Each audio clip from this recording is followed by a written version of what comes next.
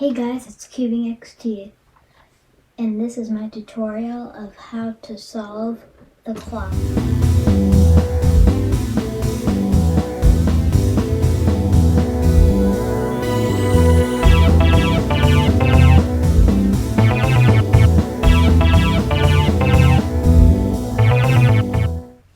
So there are three parts to notation on the clock, and if you know standard 3x3 notation, the letters are the same except the letters aren't alone in the clock. So it'll help you memorize it a little better, but it's not required to know it. So there's either one letter or two letters as shown here. So if there's two letters, then that shows which pins to put up. So if you're doing a scramble and you're doing a new turn, you're going to have all the pins down like this. You can see on this side all the pins are up. So what just happened there? My camera just went out of focus, sorry about that. Anyways, right there, those two letters, UL, means to turn, well, not turn, but means to put up the top left pin, because U means up and L means left. That's where 3x3 notation comes in. So, and then the number right after it is how many times you should turn a clock. And one thing is, you never, when you're turning one of the wheels to turn a clock, see these three, how these three pins are down. You don't want to turn these wheels. Always turn a wheel that's right next to a pin that's up. So, for example, on this one, UL5 would mean to turn this one at 5, and the plus or minus sign, plus means to turn clockwise, and minus means to turn counterclockwise. So UL5 plus would mean to put this pin up and then turn it 5 times clockwise. 1, 2, 3, 4, 5. And then you've done that, you've done your first move. And in case you need a reminder, U means up, D means down, L means left, and R means right. Although sometimes it'll say it won't have a number or it won't have a number or symbol next to it. It's just either two or one letter. Also, if it's one letter, if it's U, here, then that means to just do the top two, because technically that's U. And you can turn either of these because they're right next to an up pin, a pin that's facing up, not a pin that's to the top, this. This is the pin that's facing up, so you don't have to do that one. If you don't have a number and symbol, that just means to do that pin. And whenever you're moving on to your second move, you always want to put, like, for example, the UL5 plus. If our next move is a D2 minus, we'd want to reset that pin. And then, then put up the other pins that need to go up. And then the D2 minus is the 2 downs, and then turn it 2 times counterclockwise. And sometimes it'll say all, and that means all the pins are up. And then when all the pins are up, all of the wheels are adjacent to a pin in the up position.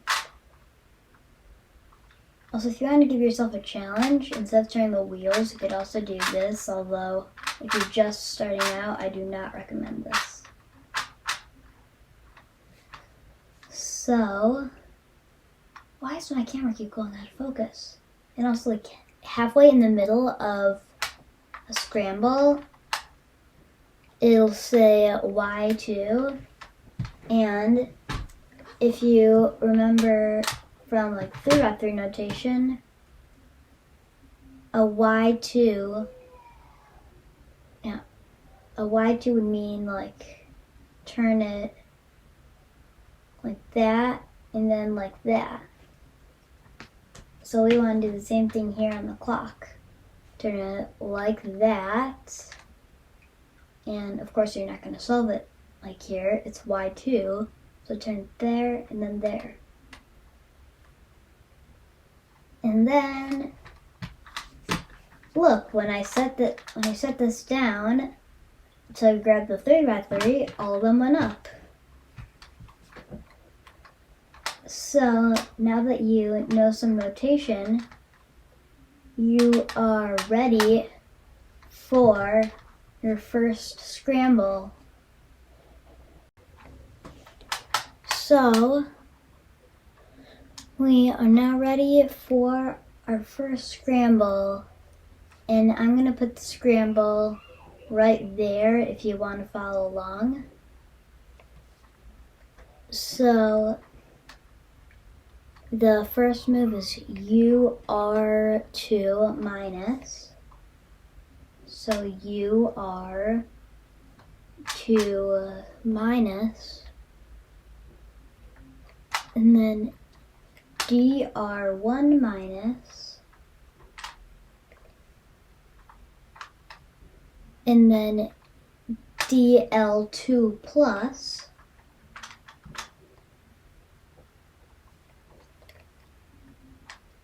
and then UL4 plus,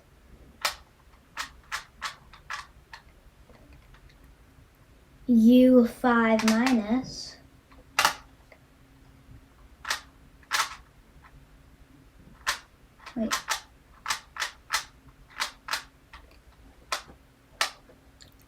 R3 minus,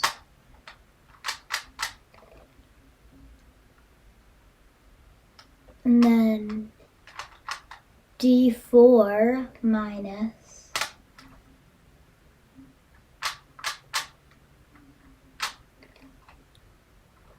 L2 minus. Also, you might be asking why at the beginning there's the 2 letters, and then in the middle it's all like 1 letter. And the answer to that question is, I don't know. And then we have an all 5 plus. So remember, all means put all of them up. 5 plus 1, 2, 3, 4. Oh, 5. Okay, I just found out that your finger can get stuck in these things. And then Y2. That's convenient that an all is right before a Y2, so all the pins are already set. And then U6 plus. So 1, 2, 3, 4, 5, 6. R2 minus. Also, if you're wondering, I'm reading this because there's no way I'm remembering a whole scramble. And then D3 minus.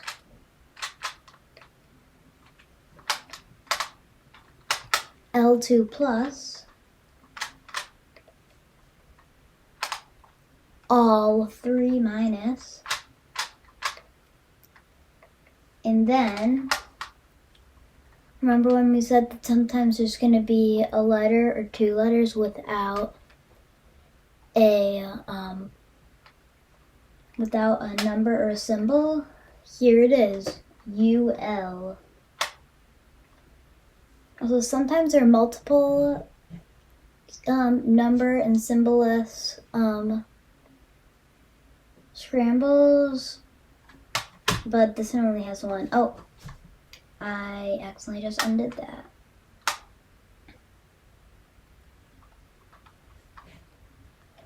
So now it is time. It's time to solve it. So, why do I keep doing that?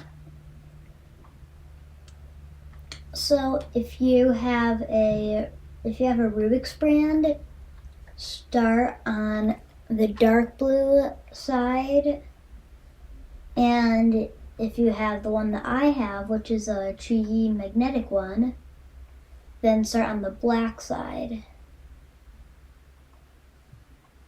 So, okay, I'm gonna do this so that it doesn't tip over. So when you have a scrambled 3x3, this one isn't scrambled, but just pretend it is. The first thing we would do is the white cross. Guess what? The first thing we have to do on here is the white cross. So what you want to do with this is, see this middle one? So the middle one you're not able to move individually. Well, no, you are, yeah, you're not able to move it individually. You'll have to move other stuff with it. And unless you do this, which of course you don't want to do, you can't move it, like without, like, you can't move one of these wheels without moving the middle one. And I know I just messed up the scramble, but come on, relax. So first we want to make one of these match the middle one, and I'll show you how to do it. Let's do this one.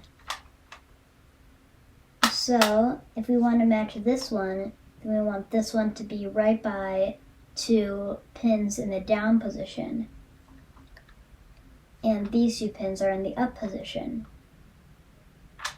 So you can see when you turn this doesn't move. All we have to do is stop it right like there. See how they're matching now?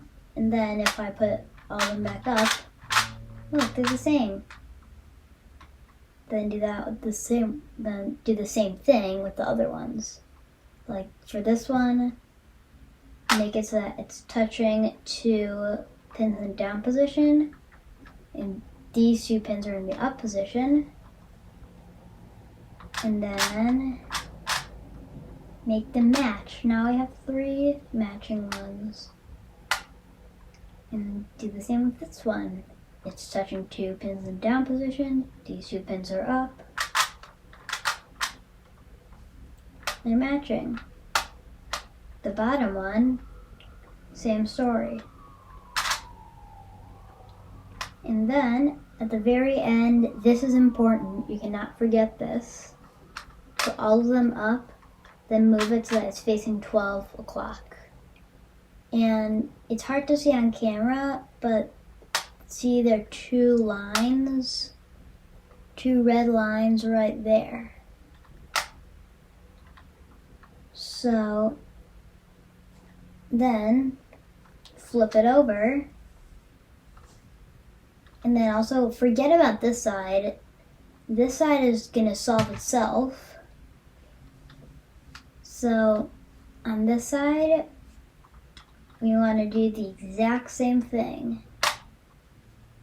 So do this, make them match. Make that match. Also, if you want to do this with speed cubing, to move on to make this one match, all you have to do is put that one up and that one down. You can leave that one alone. So make that match. And then you want to make that match. And with either the white side or on a Rubik's brand, the light blue side, you don't need to make it face at 12 o'clock. So now we need to make all the corners good and the same. So if we want to do this corner, put its pin down, and then the same thing happens. They can move without that one moving, so just make that one match. And then make this one match, do that. Same with that one. And same with that one. Although wait, look, that's actually like that.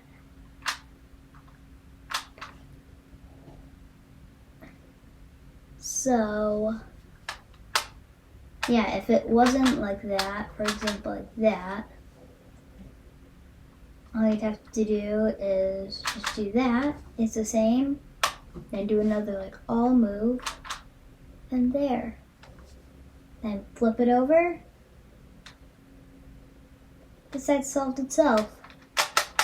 And it doesn't matter what like where the pins are.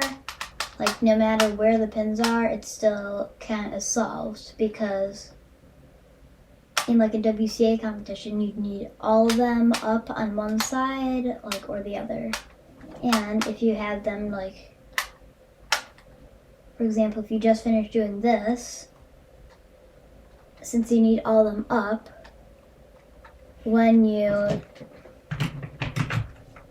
if you're speed solving, and then you do not have to stop the timer, look, this pin got pressed up,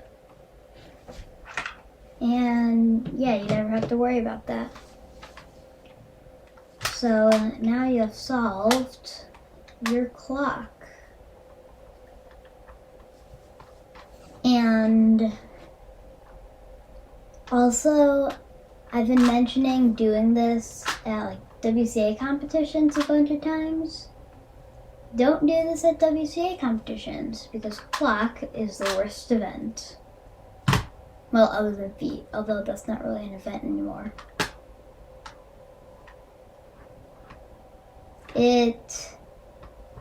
Now that feet's gone, this is officially the worst event. So, I'm CubingXT, and that was my tutorial of how to solve the Rubik's clock. And also, if you skipped ahead, like if your clock was already scrambled and you didn't know how to solve it, if you skipped ahead to the how to solve it, but you don't know notation yet, if you go on CS timer or like go to a WCA competition, well, I guess no, on a WCA competition they scramble it for you. But if you're on like CS timer and you need to do a scramble, you'd be completely lost. So if you skip that, then just go back. It's like 5 minutes. So bye.